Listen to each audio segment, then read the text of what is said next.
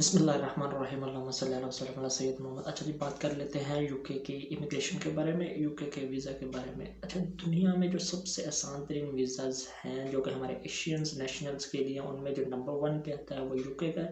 बहरहाल इसका जो लॉज़ है वो बहुत स्ट्रिक्ट हैं और इसका जो वीज़ा इश्यूज़ हैं या वीज़ा कंसर्न्स हैं वो बहुत जो आपकी एप्लीकेशन वगैरह से या और कुछ हैं, ये बहुत ईज़ी है। इसके बाद कनाडा का आता है। बहरहाल ये जो सीरीज़ है हमारी यूके की, ये बहुत वेल जाने वाली है क्योंकि इसके बारे में बहुत क्वेरीज थे, बहुत कमेंट्स थे और बहुत क्वेश्चंस वगैरह आ रहे थे। तो बहरहाल आपको बात बता दें, पेंडेमिक में भी इन्होंने अपनी सर्विसेज ऑफ नहीं की थी और इसका जो बजट आता है राउंड अबाउट अगर बजट आपका लगाएं, इनका चीप फ्लाइट्स में भी कर लें और सब कुछ कर लें तो इनका जो बजट आता है 1 लाख में आप इसका वीज़ा आसानी से हासिल कर सकते हैं। तो देखिए, हम विजिट कैटेगरी में बात करेंगे क्योंकि हमें एंट्री में जो कि इंटरेस्ट है हमारी, और जो कि इमिग्रेशन में हमें इंटरेस्ट है और कुछ नहीं। इसके वर्क परमिट्स और स्टडीज़ में भी हम बात करेंगे।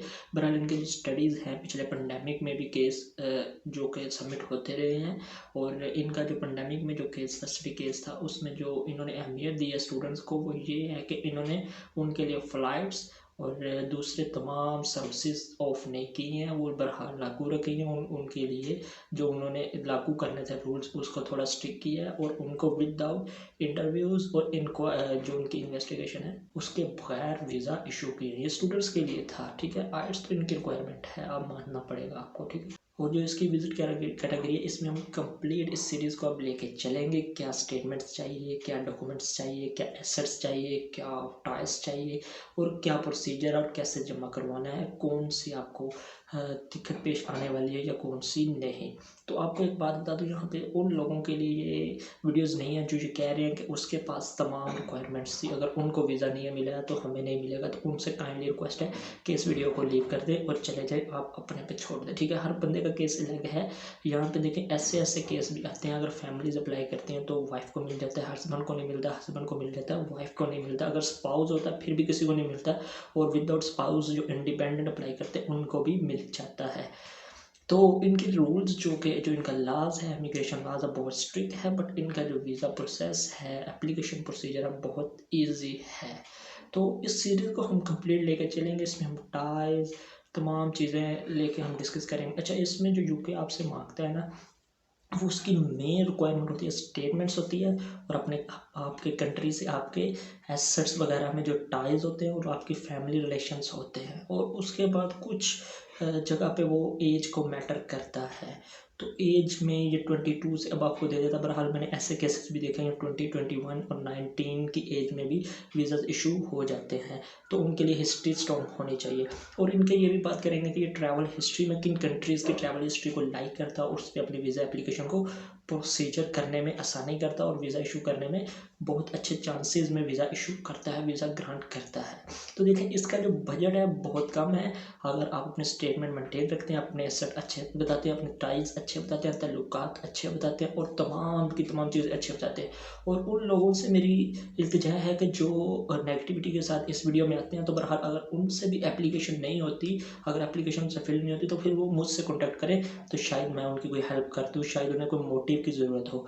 तो बहरहाल जो ये सोच के कहते हैं कि उनको नहीं मिला हमें नहीं मिलेगा, हालांकि उनके एसेट्स, टाइज, स्टेटमेंट सब परफेक्शन के लिहाज से बहुत परफेक्ट होती है और वीज़ा ऑफिसर के सामने भी वो फाइल बहुत स्ट्रॉन्ग ठहरती है, फिर भी उनको ये ना उम्मीदी होती है। तो उन्हें कुछ मैं सजेशन करूँगा कि आपको इससे पहले मोटिवेशनल स्पीकर्स या स्पीचर्स की स्पीचेस सुन के फिर आना चाहिए इस तरफ से। तो इमिग्रेशन बहुत ईजी है, बट उनके जो इमिग्रेशन रूल्स है वो बहुत स्ट्रिक्ट हैं। इनकी एप्लीकेशन प्रोसीजर बहुत आसान है, आपको इतनी परेशानी पेश नहीं आती। ये एसेट्स, स्टेटमेंट्स, टाइज, हिस्ट्रीज, इन सब पे हम इस अच्छी सीरीज़ लेके चलेंगे। बहरहाल इनका जो बजट है बहुत लोएस्ट कॉस्ट में आप इनके कंट्री को मिग्रेट कर लेते हैं।